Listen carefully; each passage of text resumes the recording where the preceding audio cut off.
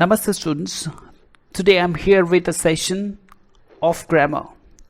It is one of the important chapters, important parts of grammar, sentence and its parts, subject and predicate. Along with this, in this particular session I will talk about object and complement because these two components are also very much related to subject and predicate. Sentence is very important because through sentence we share our expression, we share our views or opinions, whatever. I have made a P.P.T for this. It contains 13 slides. The moment we will complete the journey of 13 slides, these concepts will be clear, I hope. Let's take the journey. First slide talks about sentence. First slide talks about sentence. What is sentence? First we have to define a sentence. Before we take a formal definition of a sentence, let's understand this. A sentence always conveys a complete sense of meaning. Again, I'm repeating, a sentence always talks about or conveys a complete sense of meaning. It is not impartial, it is not fragmented. I have chosen 3 examples at the end of the slide. Let's check. He is a boy. He boy. And the third, to run so fast. After reading these 3 examples, even though it might be that you are not so much proficient about subject, predicate and sentence, you can clearly understand that first sentence talks about a meaning. Second sentence talks about partial meaning, and the third person is also the same, but it doesn't talk about a complete sense of meaning. Why is it so? Because the first sentence talks about one verb, that is finite verb. Is a finite verb. Therefore, the first sentence, he is a boy, it talks about a complete sentence. Second one, he boy, verb is missing. Without verb, there cannot be any sentence. And that verb has to be a finite verb. In the third sentence, to run so fast.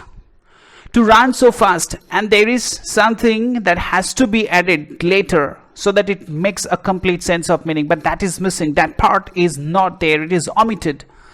So after all, it becomes a phrase that offers a partial sense of meaning, not the complete sense. So therefore, at last, with these 3 examples, we can understand that a sentence always conveys a complete sense of meaning. There will be no curiosity about the semantic aspect of the thing. A sentence consists of verb, that is essential. Without subject, it is possible to have a sentence. Suppose if I say do, you are getting a meaning that somebody has instructed me to do something. So a complete verb can give you, finite verb can give complete sense of meaning.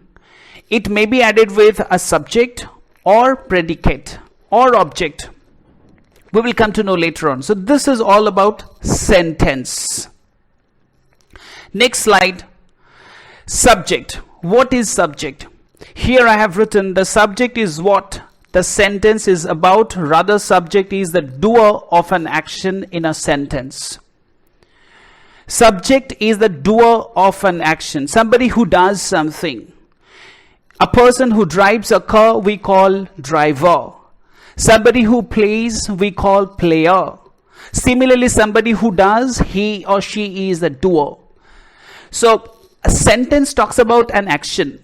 Who is doing that action? That doer is the subject. I told that subject must consist of finite verb. If you ask the finite verb with who, that who does it, definitely the answer you will get is subject. Let's take an example. He plays football. Now plays, it is a finite verb. If you ask the question who plays, the answer you are getting is he. So he becomes the subject. And plays football, from verb to end it becomes predicate. We will come to know later on. So subject is the doer of the action. To determine, immediately in the next line I have mentioned that to determine the subject of a sentence, question who or what. So with these 2 types, with these 2 words, whatever question you will make, and the answer is going to be subject. Now, I hope subject is clear. Now subject is divided into simple subject and compound subject. It's very simple. Let's take the example first. Judy runs. Judy is running, whatever the example is. Here Judy. So who runs? According to our suggestion, if you ask with who and what, whatever answer you will get is going to be the subject. So here Judy runs. Who runs? Judy runs. So Judy is going to be the subject. It is highlighted with bold. Check it. And Judy, there is only one person who is running. So therefore it's going to be simple subject. Simple actually means one word. In the next example, Judy and her dog run on the beach every morning. Check it. Judy and her dog. In the first sentence, it was only Judy, only one person. But here, Judy is connected with her dog and comes in. So Judy and her dog. So there are two. Judy and her dog. So it becomes compound. So it's very simple. If there is only the presence of one person or any one thing, that's going to be simple subject. If there are two, it's going to be compound subject. Now we will move to third slide. Now we'll talk about predicate.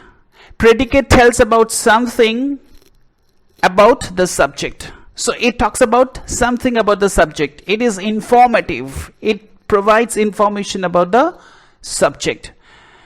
Let's take an example. Judy runs through a garden. So Judy, who runs? Previous knowledge talks about that if you ask with who, you will get the subject. So who runs? Judy runs. Now runs through a garden, it is actually an information. What Judy does? What is he or she doing? Runs through a garden. So that entire part, starting from runs and to garden. So this entire part talks about the action that Judy is doing at this moment.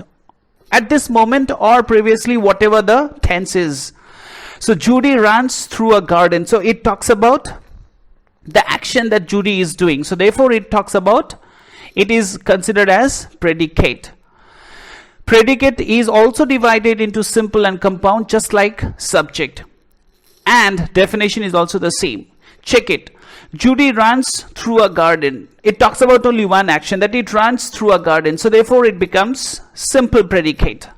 In the next example, Judy runs on the beach every morning and sits there. Again, the word and connects two different things, two different actions. Runs on the beach and sits there.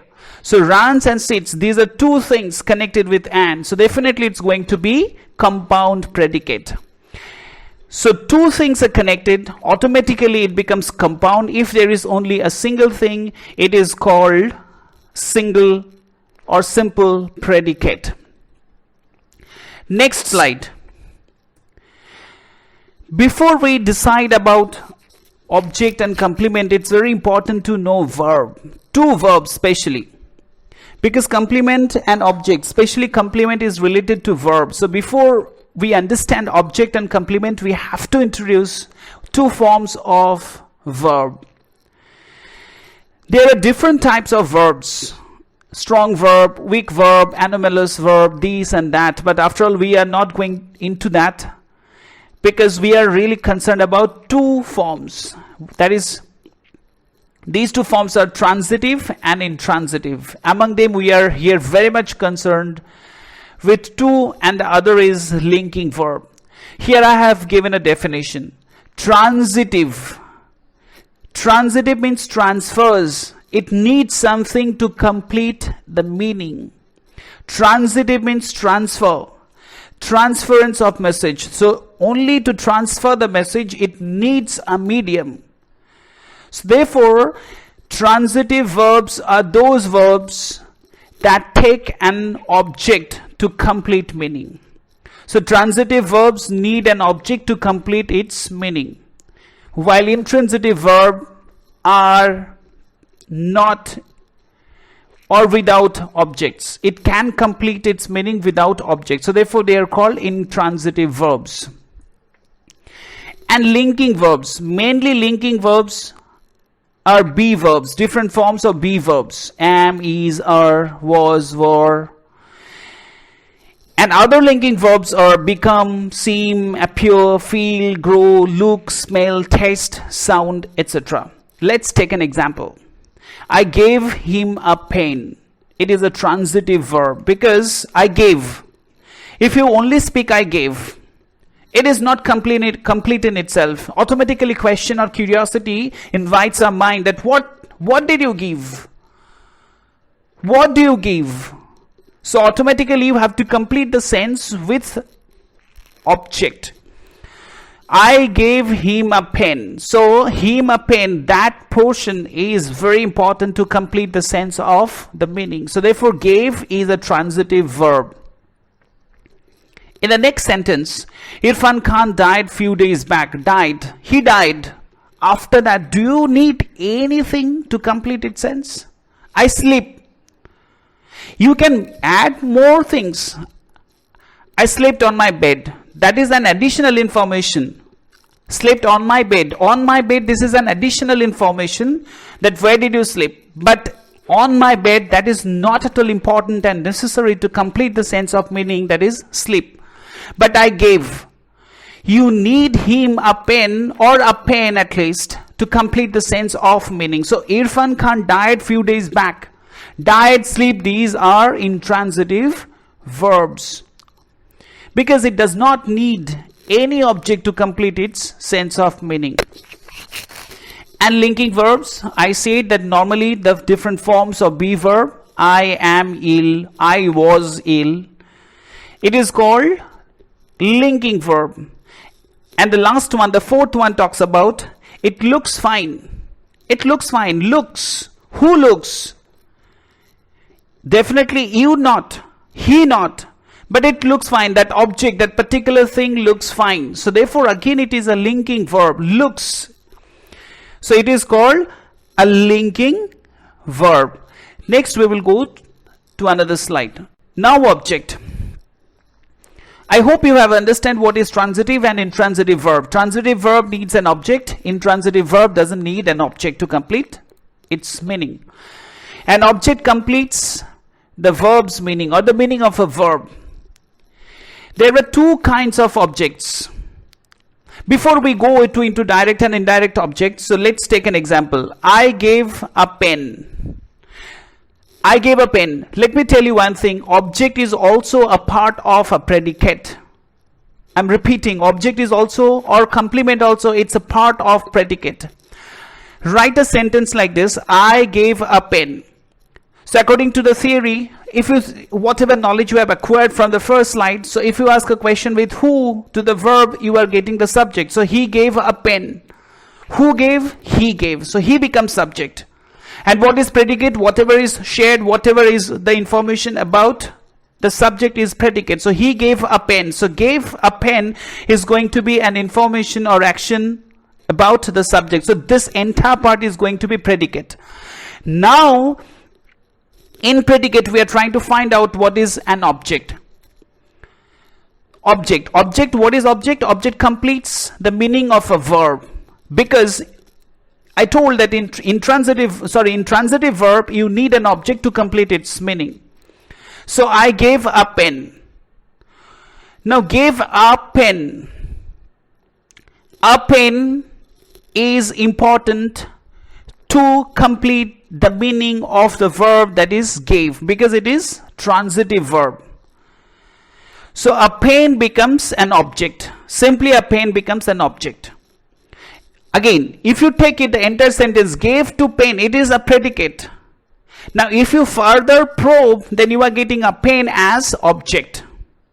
Let's take an example. It looks like this. Maybe that you are very confused to understand that if it is a part of a predicate, then why we are telling it as an object. Let's take it. If I show you a finger, I'm asking you, what is this? It's a finger. But it's a part of your body. If I tell you that it's body, will you get any definition, clear-cut definition about your finger? No, it's a part of body. You can tell that it's body. It's true, information is not wrong. But if you go further, if you have knowledge beyond that, you will understand that this is finger. This is called finger. So, when you are saying that it is finger, it also talks about that it is a part of your body. But you are not sharing body, because body gives you the entire sketch. It's a long term, umbrella term, but we are not so much concerned about umbrella. We have to be very much definite. So therefore, if you tell me that it's finger, it's the right definition. Similarly, we have to tell that find out what is an object, because object talks about specificity. Now, object is divided into two: direct object and indirect object.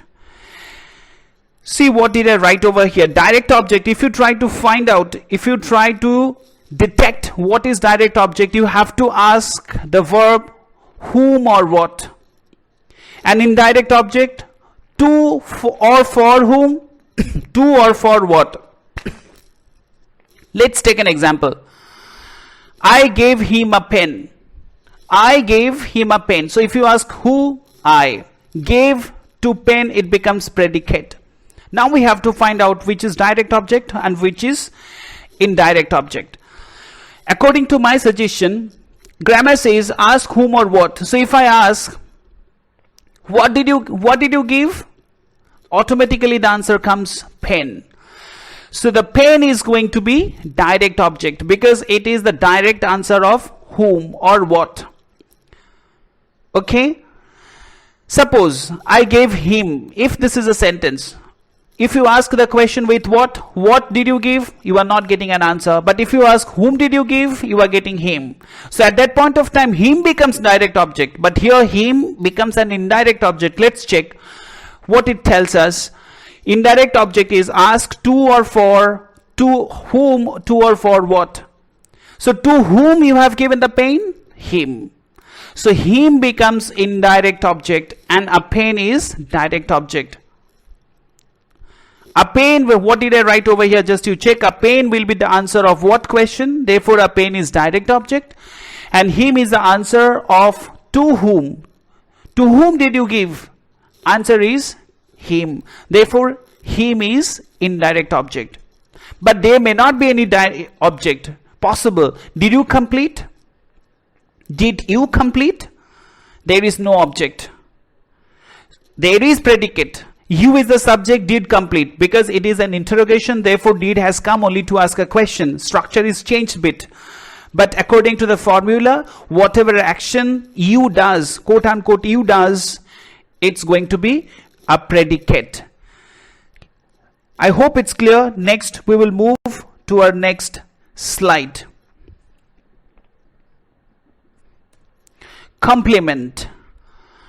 A complement is any word or phrase that completes the sense of a subject, an object, or a verb. Don't get confused with these words. Whenever we will take those examples, things are going to be clear in your mind. And a complement is mainly connected to linking verbs. We know the definition of linking verbs and what are linking verbs. There are three types of complements, namely subject complement, object complement, and verb complement. So before we talk about complement, we have to make it clear that what is complement. Complement is one thing that is related to linking verbs. It is not related to other particular verbs, because I have shared that verbs have different forms. But we are only concerned about linking verbs when it is related to complement. So complement is any word or phrase that completes a sense of a subject, an object, or a verb. So accordingly, there are three types of complements: verb complement, object complement, and verb complement. We will move to the next slide. Examples of complement. I hope with these examples things will be clear. Subject complement. Think, he is a doctor. He is a doctor. That's the sentence. Understand, he who is a doctor, he. So he becomes subject. Whenever we take an example, we will start from the beginning because it repeats. We can rehearse our knowledge. So he is a doctor. He is a subject. He is a doctor. Information about the subject. So he is a doctor. It is predicate. It is predicate. He is to doctor is predicate. Now it is going to be a linking verb, and whenever it is a linking verb, the next part it's not going to be an object. We are not object. It is going to be a complement. So he is a doctor. Check the word a doctor. This doctor, who? The doctor is connected with whom? He is a doctor. So that doctor is connected with the word he. So therefore, as he is the subject, this particular part, a doctor, becomes a complement to the verb is, because it is referring to the subject, that is he, in this particular sentence. Next we talk about objective or object complement. I consider him dead. Again, consider is one of the linking verbs. Think. Critically we have to check it. I consider. I is the subject, consider him dead. This is the entire part is predicate. Now I consider him dead. Who is dead here? I or him? Dead, the word is very much related to the word him. So him is an object. Whom did you consider? Him. So him becomes an object, direct object. Now him gets further clarified by the word dead. So dead becomes a complement of him, object. So therefore it is called object complement. At last we will talk about verb complement. There is a tree. There is a tree. So nothing, a subject is little bit indefinite. There is a tree. So a tree talks connected to there. But there, as it is going to be indefinite, it is going to be a verb complement because it completes the meaning of the verb. I hope this is clear in your mind. Next slide. We will talk about little bit complexity. He has given him a pen and it is red. Suppose this is an example. He has given him a pen and it is red. Let's check. Who has given? He. He becomes subject. Has given him a pen and it is red. The entire part talks about predicate. What kind of predicate? Because and is there. There are two finite verbs.